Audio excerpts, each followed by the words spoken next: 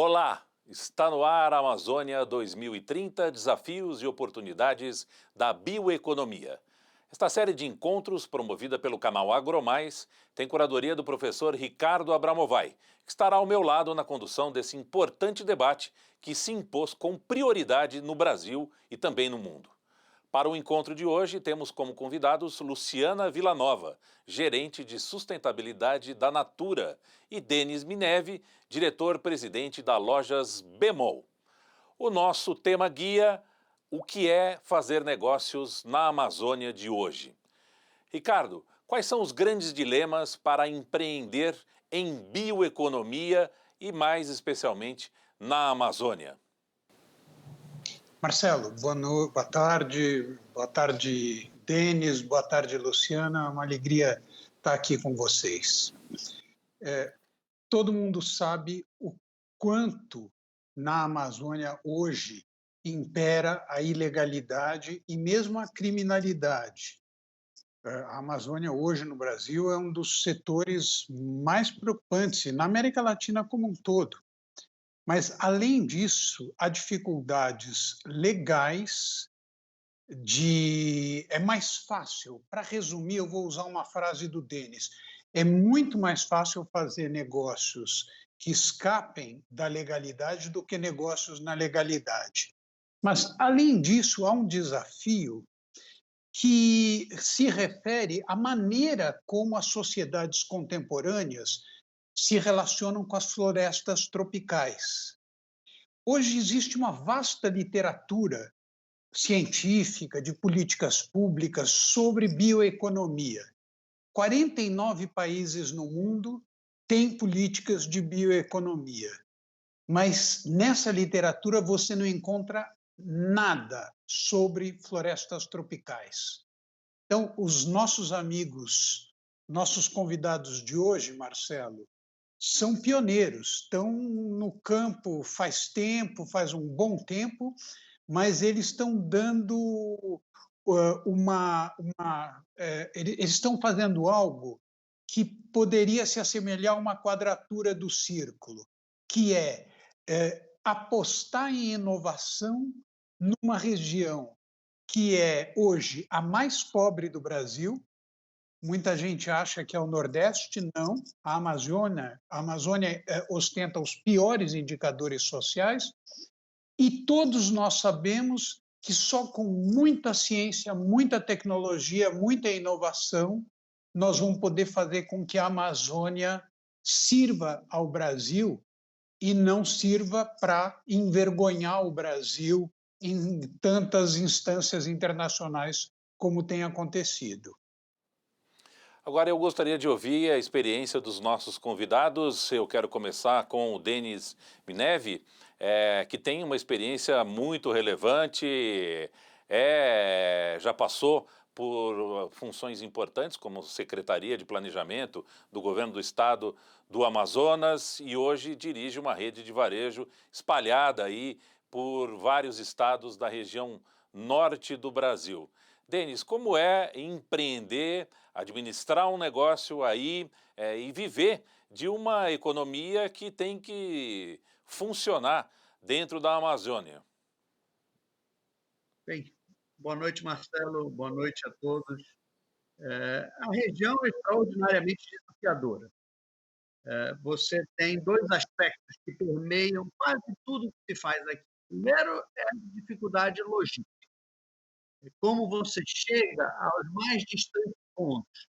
É muito comum você ter localidades nas quais você demora 10, 15 dias para chegar a partir de Manaus, por exemplo. Esse tipo de distância, não só distância física, mas distância de tempo também, ela gera custos enormes. Então, a dificuldade de gestão é grande. Mas o segundo aspecto, que é mais relevante, já mencionado pelo Ricardo, é a questão da ilegalidade. Quase tudo aqui é ilegal. Ninguém tem licença. E é importante entender e ter empatia do problema. Você tem muita gente sem CPF, você tem empresas sem CNPJ, você tem diversos aspectos de uma economia que nós estamos acostumados acostumados no Brasil a pensar como básico, como pessoas tendo contas bancárias e questões assim, que aqui ainda não chegaram a boa parte da população. E sem esses atributos, não vai ser possível atingir um grau elevado de desenvolvimento.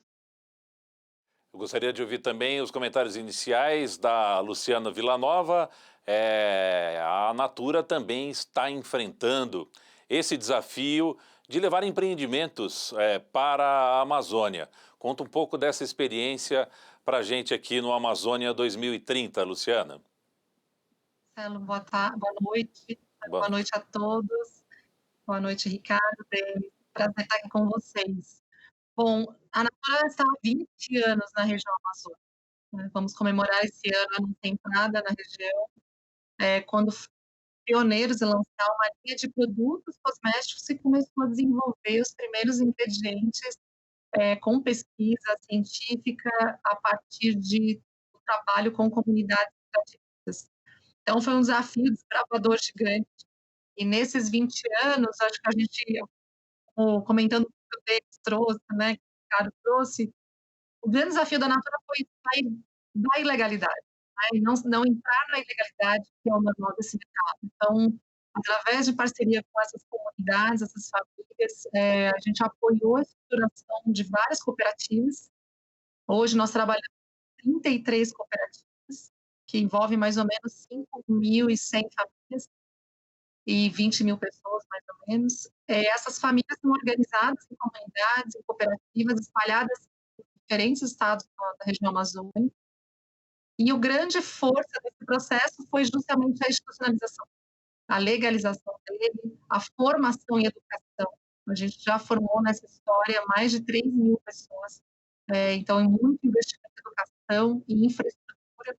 E nesses últimos 10 anos, foi quase 1,8 bilhões de reais entre investimentos e recursos de negócio alocados na região, para formar essas cadeias, essas tecnologias, e como remunerar essas famílias, para que pudesse gerar desenvolvimento local. Acho que esse é o maior desafio. Então, essa capilaridade amazônica, como o Denis trouxe, a logística espalhada nesses diferentes territórios. Esse foi o nosso maior desafio, mas é a nossa crença, é a causa. E a gente acredita que nos próximos 10 anos ainda escalar mais ainda esse processo. Ricardo, a empreender na Amazônia, como descreve aí os nossos convidados, hoje é abraçar uma causa, se é que você não está interessado em praticar nenhuma ilegalidade, né? O que acontece hoje na Amazônia é muita gente buscando empreender, buscando se desenvolver economicamente de forma sustentável, mas precisando driblar e desviar dessas ilegalidades. Ilegalidades que são e que acontecem na Amazônia há mais de 50 anos. O próprio Estado brasileiro levou para a Amazônia um contingente de pessoas para explorar a Amazônia, com até o lema antigo de integrar para não entregar, né? E hoje muitos brasileiros até aguardam até hoje a sua regularização fundiária, por exemplo, naquela região. Este panorama na Amazônia requer dos empreendedores lá que tipo de postura e como a gente pode aproveitar essa experiência dos nossos convidados para descrever e destrinchar um pouco esse panorama desafiador da Amazônia hoje. Marcelo, acho que o importante é por onde você começou. Causa. Hoje, cada vez mais, não na Amazônia, mas no mundo, fazer negócios envolve causa. Isso é uma novidade. É uma novidade que vem crescendo nos últimos 30 anos. Em 1970, um prêmio Nobel de Economia disse: o negócio da empresa é ter lucro, pagar imposto, pagar salário, e estamos conversados. Se ela fizer isso, ela cumpre a sua função social. Hoje em dia, isso não é mais aceitável. Os empresários, as grandes corporações, estão cada vez mais envolvidos em causas.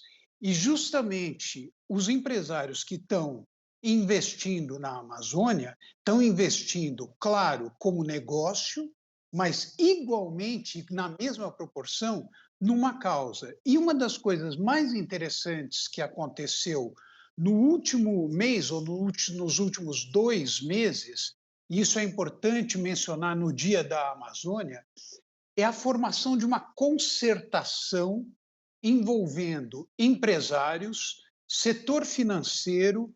Os 3 maiores bancos privados do Brasil publicaram um manifesto a favor do desenvolvimento da bioeconomia na Amazônia.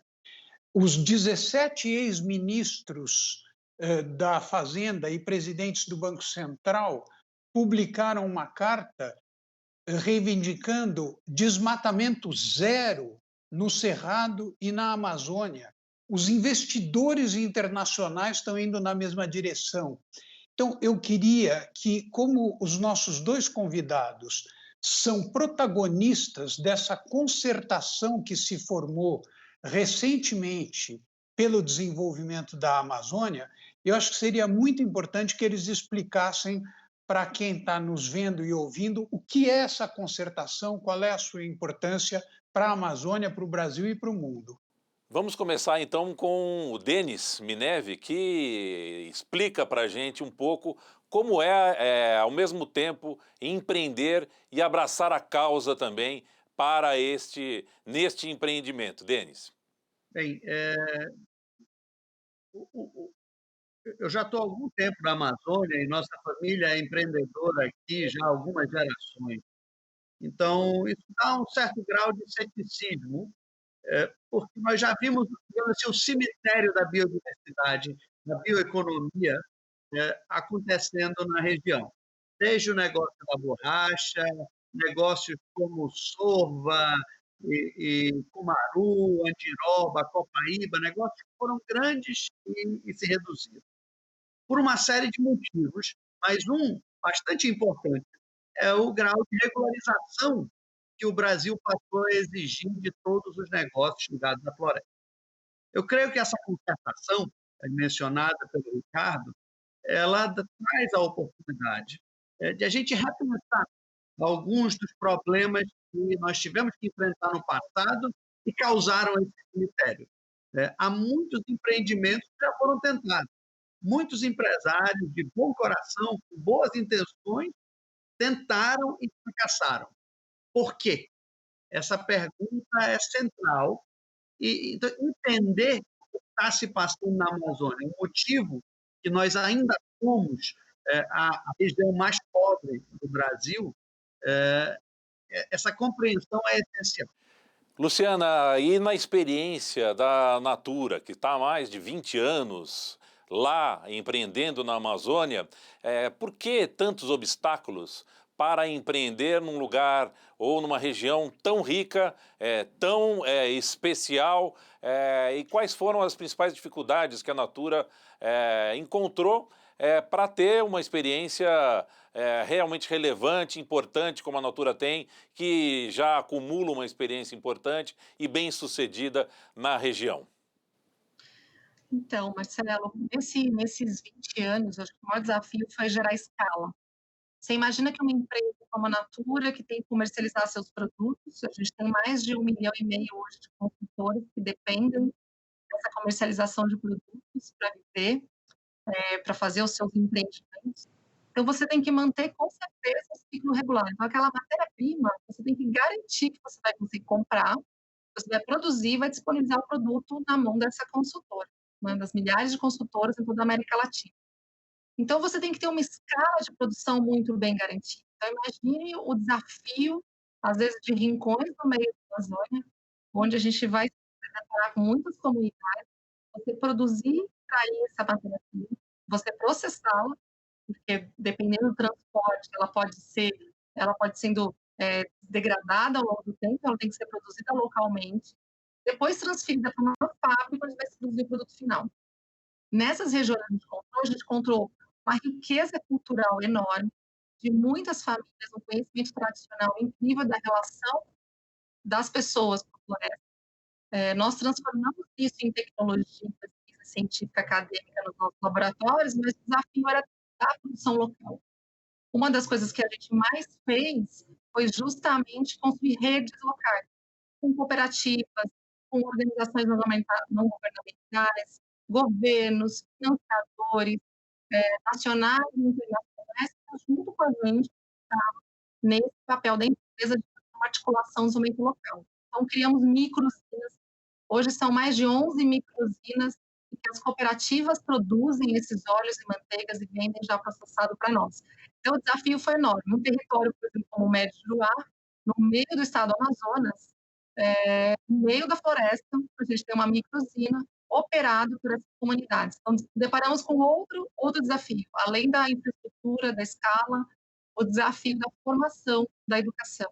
Então, para isso, a gente foi, ao longo dos anos, com uma série de parceiros e instituições, criando escolas que formavam as pessoas em tecnologia agrícola, tecnologia do agronegócio, tecnologia agroflorestal, e que as pessoas, e tecnologia industrial também, porque muitos deles têm que operar as máquinas e consertar esses equipamentos e produzir isso regularmente.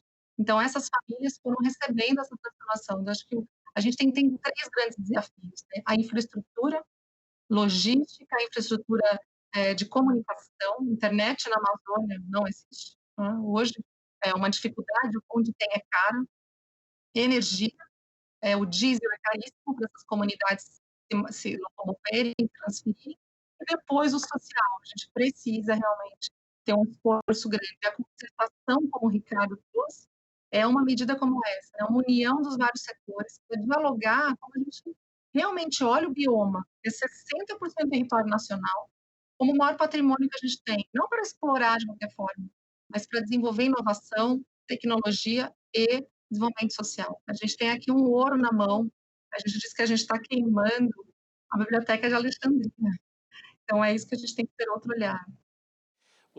A Luciana até trouxe algumas imagens dessa usina, de algumas experiências da Natura lá na região. Eu gostaria de ver e de mostrar, de apresentar um pouco essas imagens aqui. São imagens importantes, muito interessantes, porque muita gente fala sobre a Amazônia sem conhecer, sem chegar perto. E faz uma diferença muito grande quando a gente conhece e sente na pele ali as diferenças ou as peculiaridades da região, né, Ricardo? Exatamente. Nós vamos ver essa experiência. E uma coisa muito interessante que eu queria perguntar para os dois, você sabe, Marcelo, que o Denis ele estudou em Stanford, portanto, ele esteve próximo ao Vale do Silício. E uma das ambições da Natura é não somente comercializar produtos da biodiversidade, mas formar polos de inovação. E, em grande parte, hoje em dia, no mundo, quem fala em inovação está inspirado no Vale do Silício.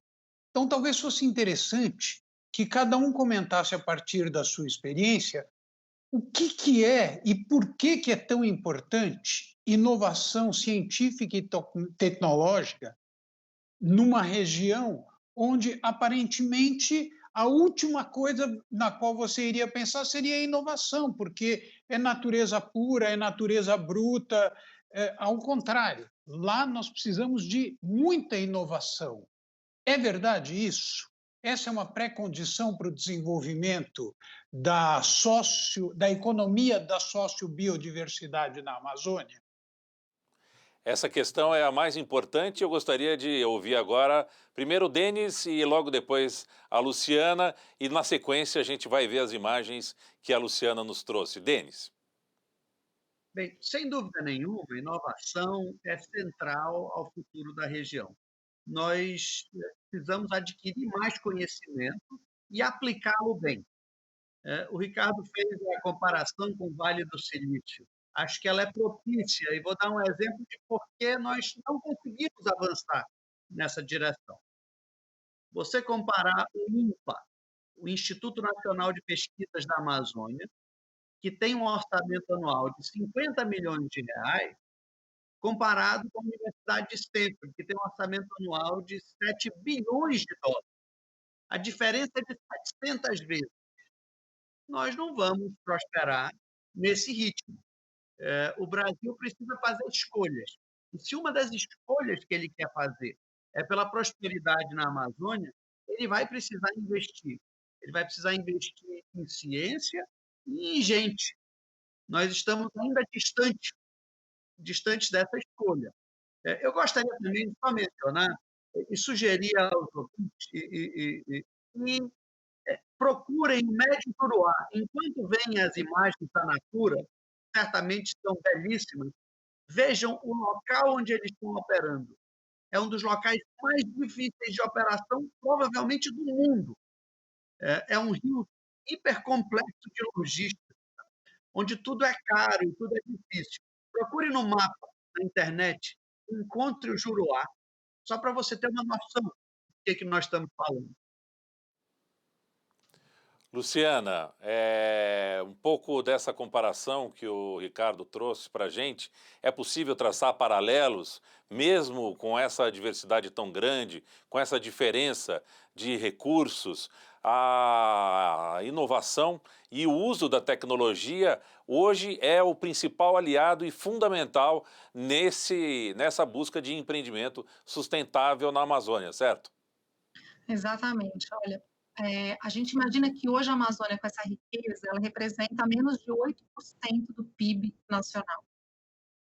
Imagine a quantidade de tecnologias e de disponibilidade que você teria para desenvolver novas moléculas, para você se inspirar na natureza e por biomimética, né, imitando a natureza, você criar novos produtos. Então, não necessariamente você precisa explorar em quantidade.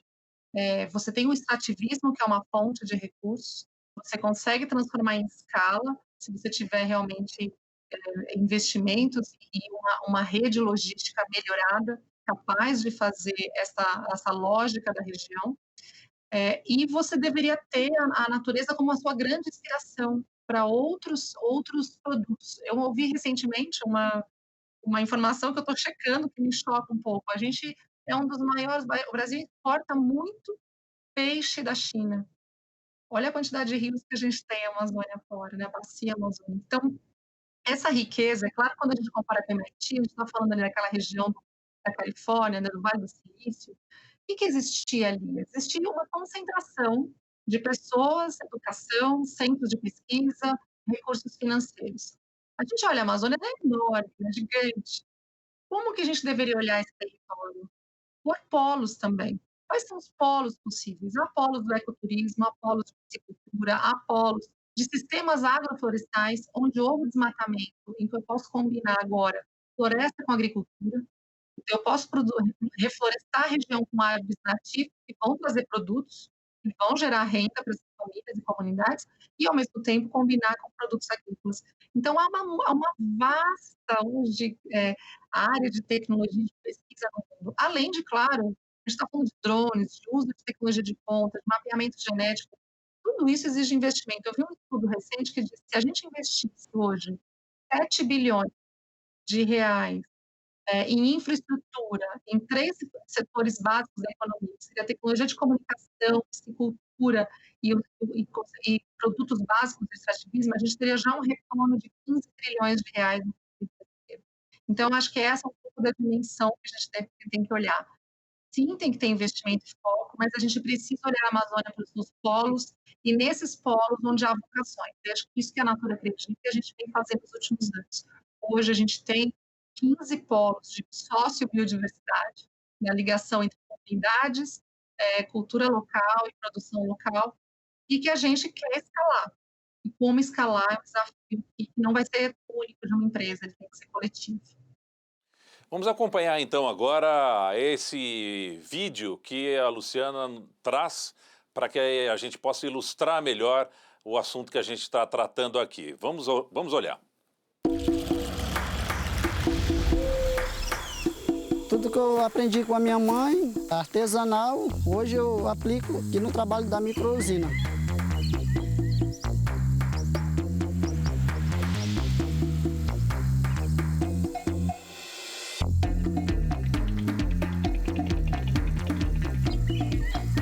A tecnologia de hoje mudou muito o jeito da gente trabalhar. Está dando tão certo que a gente está até crescendo aqui na comunidade do rock.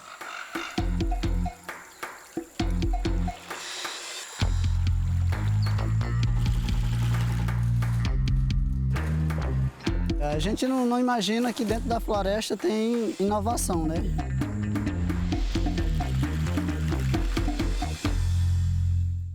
Luciana, conta pra gente onde é essa comunidade do rock e como foi chegar lá para fazer esse empreendimento.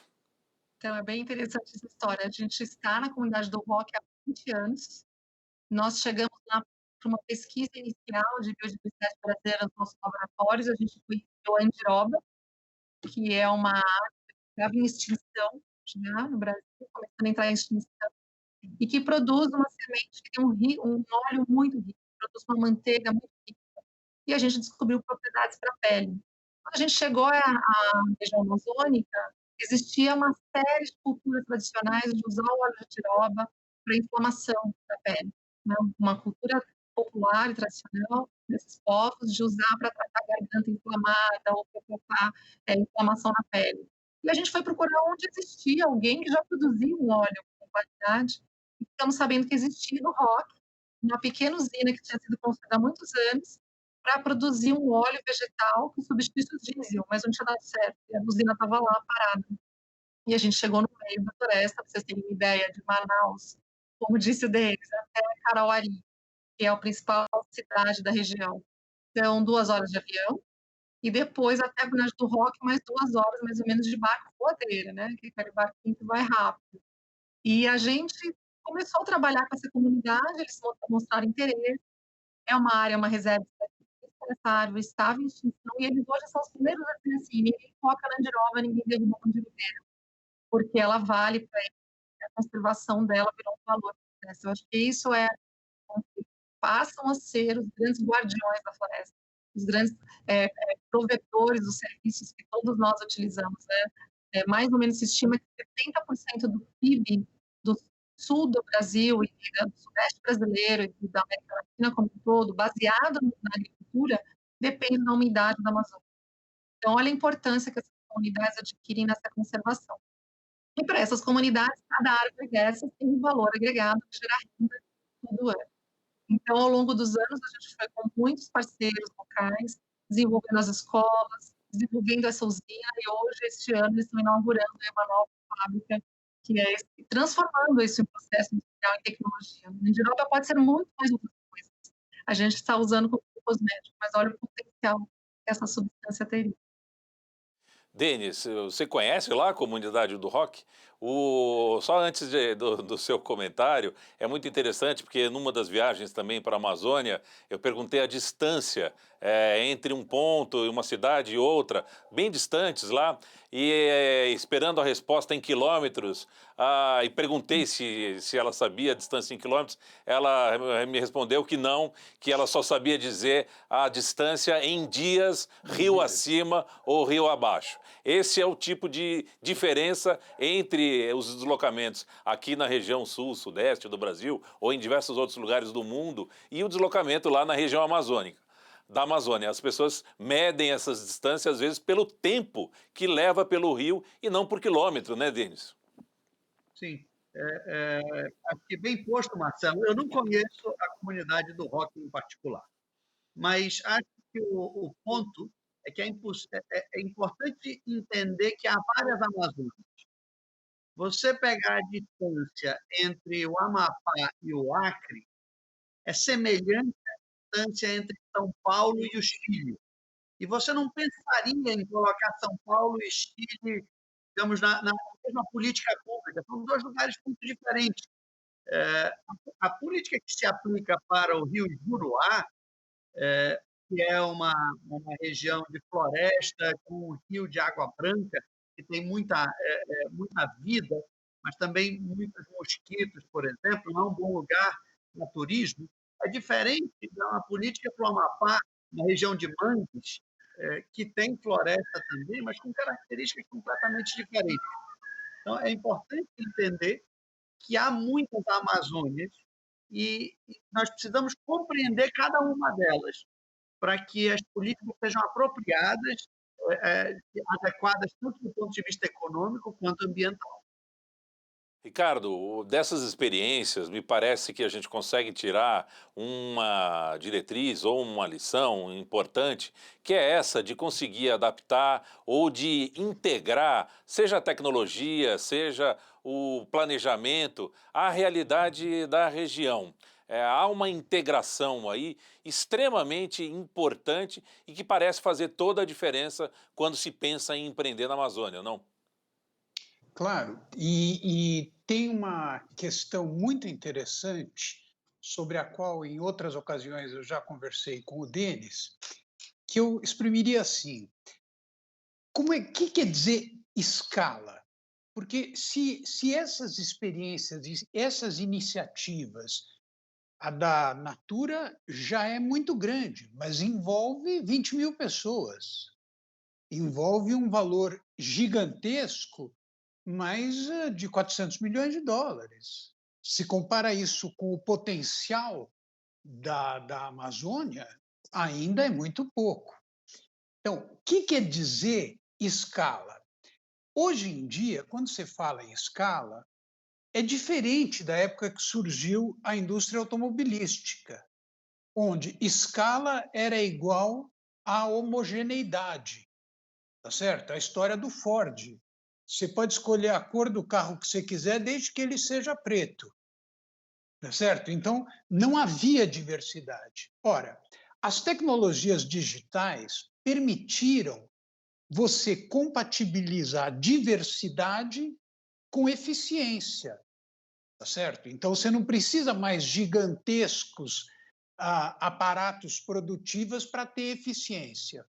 Por que eu estou dizendo isso? Porque o segredo da Amazônia é a sua sociogeobiodiversidade. Como é que a pergunta que eu quero fazer aos dois é: como é que você compatibiliza essa diversidade com escala? A gente poderia dizer: não, eu vou multiplicar as iniciativas pequenas, relativamente pequenas, e disso surgirá algo muito grande. Eu tenho a impressão que não é esse o ponto de vista do Denis. Eu queria ouvi-lo sobre isso. Você tem razão.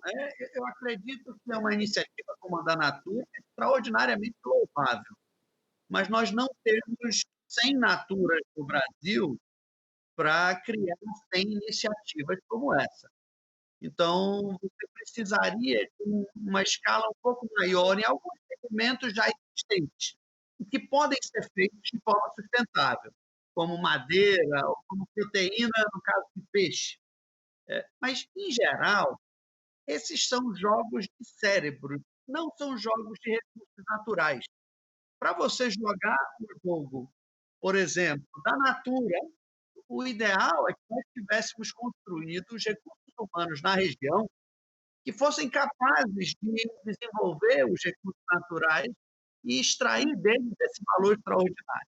Eu gosto da discussão, por exemplo, dos indígenas e do conhecimento tradicional, mas o ideal é que nós tivéssemos indígenas cientistas que conseguissem misturar eles próprios o seu conhecimento tradicional com a visão mais moderna, e não que isso fosse feito fora daqui, com pessoas de qualquer lugar do mundo, onde os cérebros valem muito mais do que os recursos naturais, e que nos sobrasse somente um elo da cadeia, que fosse aquele, digamos, de extrativismo ou da busca do plantio de algum recurso natural.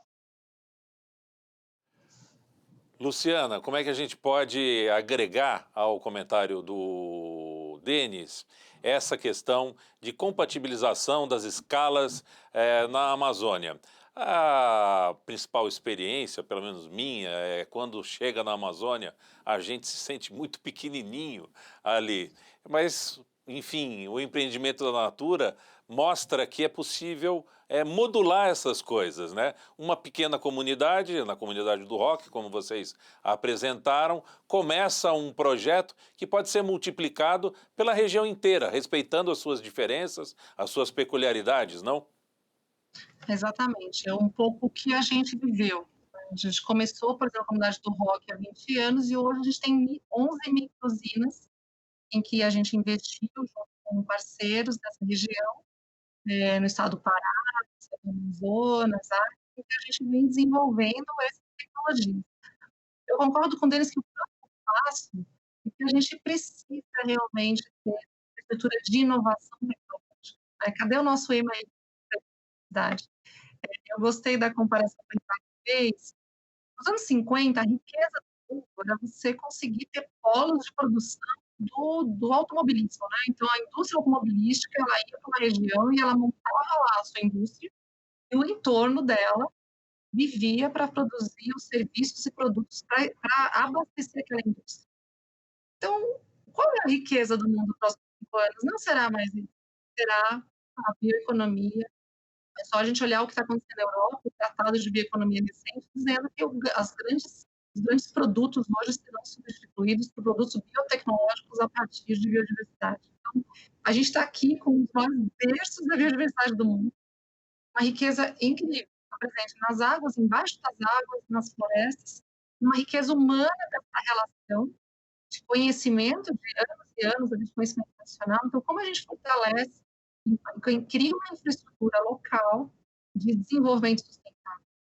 E existem outras economias que essa floresta amazônica pode prover para o mundo que vão ser reguladas. Ela tem estoques de carbono no mundo, né? Então regula a mudança climática, regula evitando a mudança climática. Ela tem um dos maiores bacios geográficos do mundo, que regula a água. Isso tem um valor para agora a humanidade, que nunca teve antes. Então, isso tem um valor econômico. Então, como a gente vai desenvolver as diferentes economias? Só realmente instalando localmente infraestruturas de pesquisa, de inovação tecnológica, para que a gente comece a formar essa geração de jovens que está lá, que tem vontade e desejo. Na volta que eu estava, na última visita a Peste do Ar, eu estava voltando de um barco, nesses barquinhos, e eu lembro que o filho do cooperado de lá, da cooperativa, ele estava estudando, fazendo curso técnico, e ele perguntou para mim, eu achava que o bagaço da extração de um dos produtos podia virar algum produto, porque ele ficou pensando que podia gerar ali produto para vários. Então, a gente tem uma gama de jovens lá, ávidos por procurar um desenvolvimento, e a gente deveria levar a inovação tecnológica. Sem isso, a gente não vai conseguir tirar realmente a Amazônia desse boom de extrativismo. É claro que a natureza, a gente desenvolveu 38 bioingredientes nesses últimos 20 anos, mas a gente quer desenvolver muito mais. E a gente acha que em rede, com outros parceiros, com outras empresas, a gente pode escalar para outros fins, inclusive atraindo para a formação desses polos. Tem algumas regiões que a gente já vem estudando, formando os polos tecnológicos, com parceiros de universidades, de escolas técnicas e outras instituições, Sistema S, para que a gente comece a olhar essa região com um olhar, e não um olhar de exploração, pelo contrário. E eu acho que essa é a riqueza que a Amazônia pode prover. Quando a gente pensa, a Natura assumiu um compromisso recente de se posicionar para o mundo, de lutar pelo desmatamento zero, até 2025. E isso passa por criar uma economia de floresta, que seja viável, mostrar que ela impede mais do que ela derrubada. Ricardo, a Amazônia se transformou no grande palco aí do embate entre escala e diversidade. A escala sempre foi o vetor de industrialização acelerada e que ajudou a desenvolver economias mundo afora.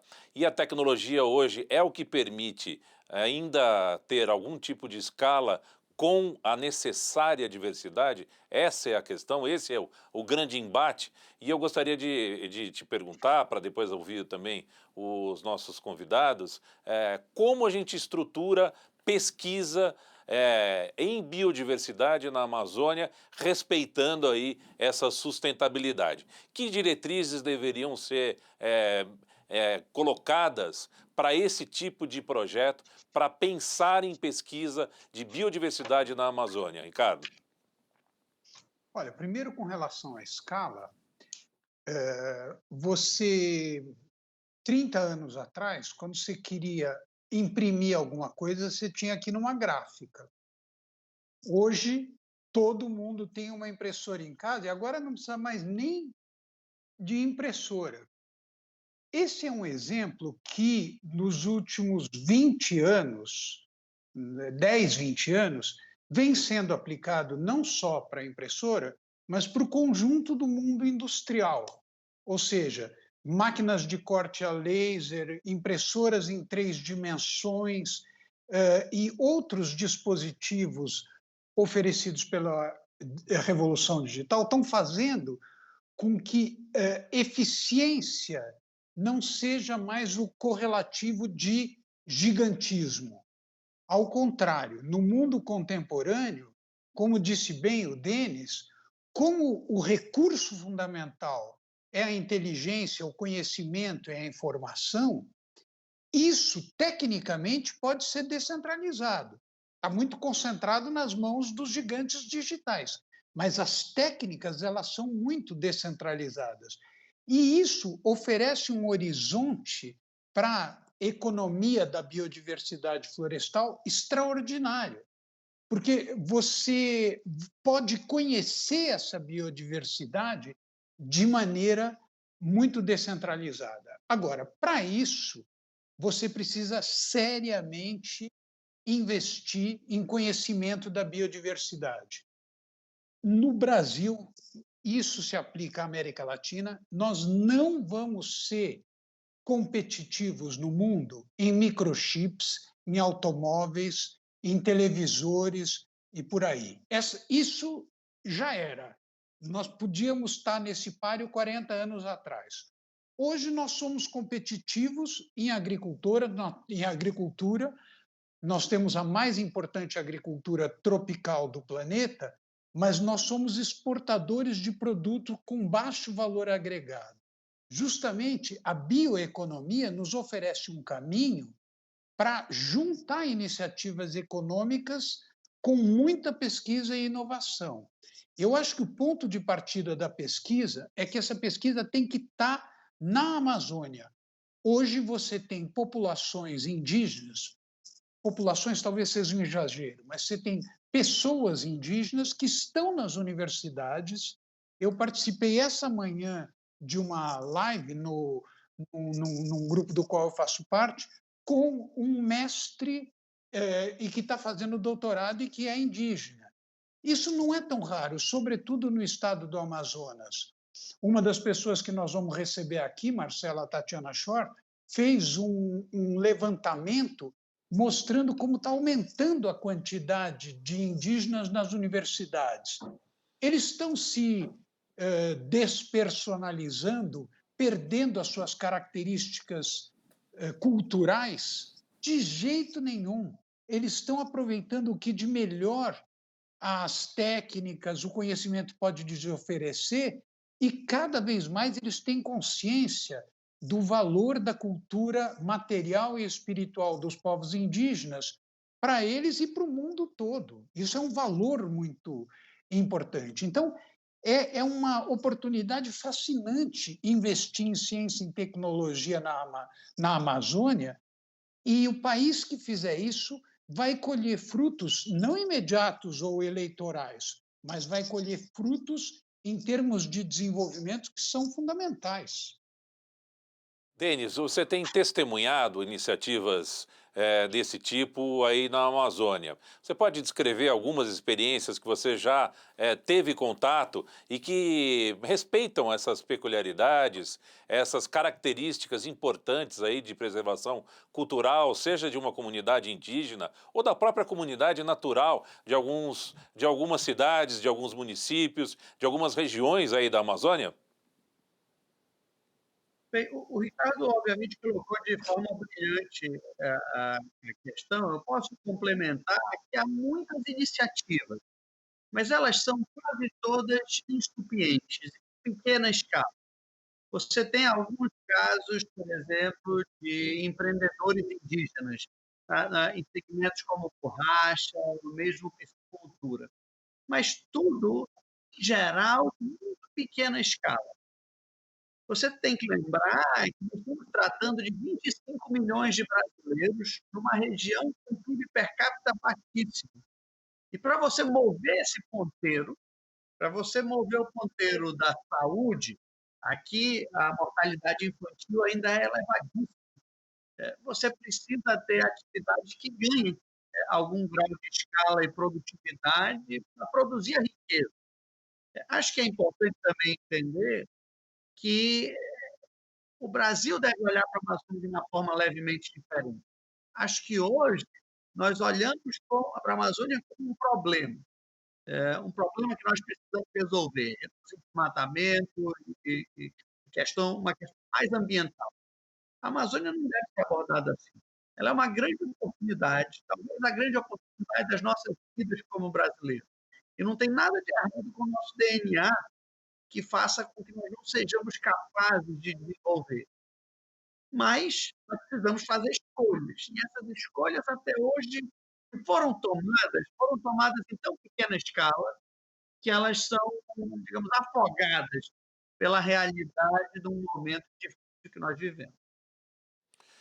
Luciana, quando a Natura resolve empreender e descobrir, ou quando descobre, por exemplo, essas riquezas, especialmente esse empreendimento comum, junto com a comunidade ali do rock, que tipo de cuidados são tomados para respeitar essas diferenças, essas peculiaridades, essas características de cada uma dessas comunidades? Bom, em primeiro lugar, a gente segue alguns princípios que a gente chama da Convenção da Diversidade Biológica, né? Foi um tratado que foi estipulado há mais de 30 anos e que representa este olhar de como você deve regular essa relação e respeitar os povos tradicionais, né? Recentemente, essas políticas vêm sendo cada vez mais dobradas. O Tratado de Nagoya, o famoso de Nagoya, começa cada vez mais a regular essa relação de acesso ao patrimônio genético, conhecimento tradicional entre as nações do mundo. E isso vai ser um desafio para todas as nações, porque é respeitar, de fato, esse patrimônio genético tradicional e regular o pagamento disso. Então, vamos ter aí um desafio mundial nos próximos 10, 20 anos. Como a Natura vai ser aplicada na prática? A gente tem uma equipe de campo. Em primeiro lugar, a gente regula tudo junto ao Ministério do Meio Ambiente. Quando a gente acessa esse conhecimento, então a gente entra com essa regulação já no Ministério do Meio Ambiente e é feito um cálculo de uma repartição de benefícios. Qual benefício eu vou repartir no futuro se eu explorar, se eu desenvolver aquela molécula criativa, aquela substância, aquele conhecimento tradicional, se eu desenvolver um produto. Então, é estipulado um contrato com essas cooperativas. Então, em primeiro lugar, é trabalhar com cooperativas para que a gente tenha um sistema regulado, nota fiscal, sai da ilegalidade, tudo controlado. E, a partir daí, a gente, ao longo dos anos, construindo esse processo quase de certificação. Hoje, a gente tem uma certificação internacional, que é uma certificação de comércio ético e de conservação da biodiversidade, que é uma organização holandesa. E todo ano a gente passa por esse processo para dizer se a gente está pagando o preço justo, se o plano de manejo está conservando de fato aquela área, se a gente não está desmatando, porque a exploração pode causar um desmatamento, se a gente está desenvolvendo localmente as comunidades. Então, é uma auditoria que é feita anualmente para comprovar que a gente fez. Isso foi sendo desenvolvido ao longo dos anos com essa organização que nasceu dentro da ONU, com que a gente fez isso para se transformar isso numa escala. Mas tem um esforço grande da nossa equipe de campo, junto com essas comunidades, e muito diálogo, muitas organizações juntas, né? Como eu falei antes, são mais de 50 organizações que a Natura trabalha na região amazônica, ajudando a construir esse desenvolvimento com essas comunidades. E muito escuta, entender deles o que eles querem, né? O que eles querem fazer e como a gente pode estimular e desafiar essas comunidades a olhar para si mesmas e ver o potencial que eles têm ali presente. Então, uma coisa muito importante é o olhar local. E, para isso, a gente precisa ter universidades, antropólogos, sociólogos que trabalham com a gente na estruturação e na escuta e no diálogo com essas cadeias de fornecimento. A partir dali, é construído o plano de produção. Então, eles aí, por um período, 1, 2 anos, a gente estabelece o plano de produção. Então, um exemplo a dar para vocês aí, recente, que é muito bonito, foi o óleo de patauá, que é um óleo que nos anos 50 a Amazônia produzia com azeite. Se perdeu essa cultura no tempo de produção, era muito pequeno, a gente desenvolveu essa cadeia de novo com eles, e hoje a gente levou tecnologia de exploração de fogo subir na palmeira, trazendo essa tecnologia do Japão para cá, para que eles tivessem mais segurança. Percebemos que o óleo ia ter que ser refrigerado, como levar do meio da Amazônia, uma fábrica industrial. A Natura tem uma fábrica no Benevides, perto de Belém, no Pará, onde a gente processa produtos e faz produtos lá, principalmente o nosso sabonete de carro. Então, eu acho que é esse olhar de cadeia, né, de sistema, sempre trabalhando junto, coletivamente. Não há uma indústria chegando lá e dizendo o que ela quer, né? Como a gente conversa e dialoga com todas as pessoas. Bom, Ricardo, a Luciana mencionou o MIT, que é um dos expoentes aí do desenvolvimento de conhecimento, de ciência. Você e o Denis também, a Universidade de Stanford. Seria possível sonhar com uma universidade de ponta lá na Amazônia? Seria necessário, talvez até obrigatório isso, não? Eu acho que sim, Marcelo. Acho que é uma responsabilidade que o Brasil tem com relação a si próprio. Deixar passar a oportunidade de conhecer algo que no mundo é tão valorizado. A bioeconomia hoje representa um negócio de US$ 1 trilhão. Tem gente que só ouve a gente quando se fala em números. Então, é um negócio de US$ 1 trilhão, 5% do PIB americano. Nós estamos perdendo esse bonde. Mas mais importante que isso é que, além dos usos da floresta, a floresta é um valor. Isso é muito importante. É um valor que não está condicionado a uma medida de natureza instrumental. É um valor de natureza ética. Nós temos a obrigação, talvez essa obrigação não existisse em 1950, em 2021, com aquecimento global, com erosão da biodiversidade, o país que detém a maior biodiversidade do mundo tem obrigação de manter esse valor para si próprio e para a humanidade. Tem uma disciplina que vem se desenvolvendo agora, Marcelo, chamada biodiplomacia. É uma diplomacia que faz no interesse de cada país. É uma diplomacia em que os países que têm recursos biológicos, não é que eles vão oferecer isso de graça. Ao longo dessa nossa série, nós vamos tratar, por exemplo, de pagamento por serviços ambientais. Mas pagamento por serviços ambientais não é chantagem. Pagamento por serviços ambientais é resultado de um acordo em que os atores percebem o valor da biodiversidade e a necessidade de investimentos em ciência, tecnologia e informação para a biodiversidade. Então, a cabeça dos brasileiros precisa mudar com relação à Amazônia, porque é isso que o Denis e a Luciana falaram. É uma riqueza que nós estamos tratando como se fosse, antes de tudo, um problema. E tem alguma coisa errada com esse tratamento, não com a Amazônia. E, Marcelo, se você me permitir, eu gostaria de perguntar para cada um deles se nós tivermos em 2030, o que de mais importante vai ter acontecido para que a gente diga nós podemos nos honrar do que nós fizemos em benefício desse bem comum que o Brasil detém, mas que é um bem comum da espécie humana. Vamos começar pelo Denis e logo depois a Luciana. Ótima pergunta, Ricardo. Eu diria que o mais importante que nós podemos ter em 2030 é uma instituição baseada na Amazônia que esteja, em 2030, a largos passos de se tornar referência mundial, talvez no tema da bioeconomia, talvez num tema mais amplo, que é ESG, como muitos fundos e muitas empresas têm focado. E nós somos capazes. É só olhar para a nossa história. Veja o ITA. O ITA foi uma escolha e hoje nós somos referência no tema que não tem nada a ver com o Brasil, questão aeroespacial, mas nós escolhemos e nós fizemos. Mesma coisa a Embrapa, com soja. Mesma coisa o INSPER, em Fundação Dom Cabral e USP, instituições que, em algum momento, os brasileiros escolheram, privados e públicos, nós queremos ter liderança nesse tema. Nós nunca escolhemos que nós queremos ter liderança na Amazônia. Não fora do tema ambiental. Nós precisamos escolher. Sim, bioeconomia é um pouco diferente do tema meio ambiente.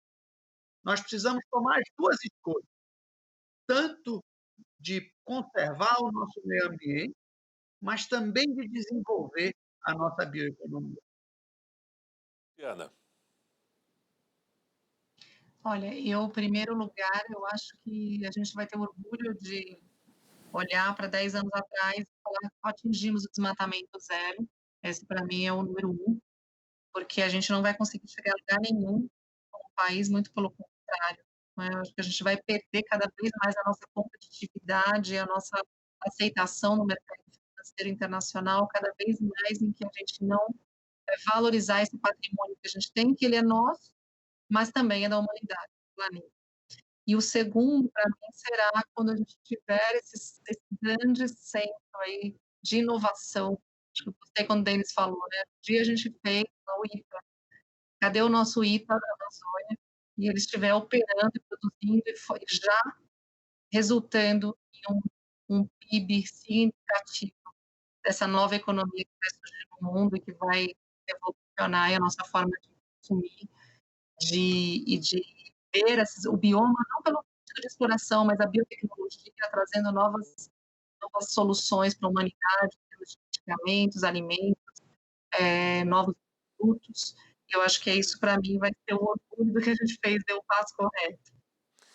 muito bem, nós estamos chegando ao final do Amazônia 2030. Esse é o primeiro da série de 7 encontros que o Agromais promoverá para a discussão em profundidade de todas as questões relativas à Amazônia e à bioeconomia. Muito obrigado ao Denis, muito obrigado à Luciana e, caro Ricardo, estaremos juntos aí nessa jornada muito interessante sobre a Amazônia 2030. Muito obrigado e até o próximo encontro aqui pelo Agromais no Amazônia 2030. Até lá!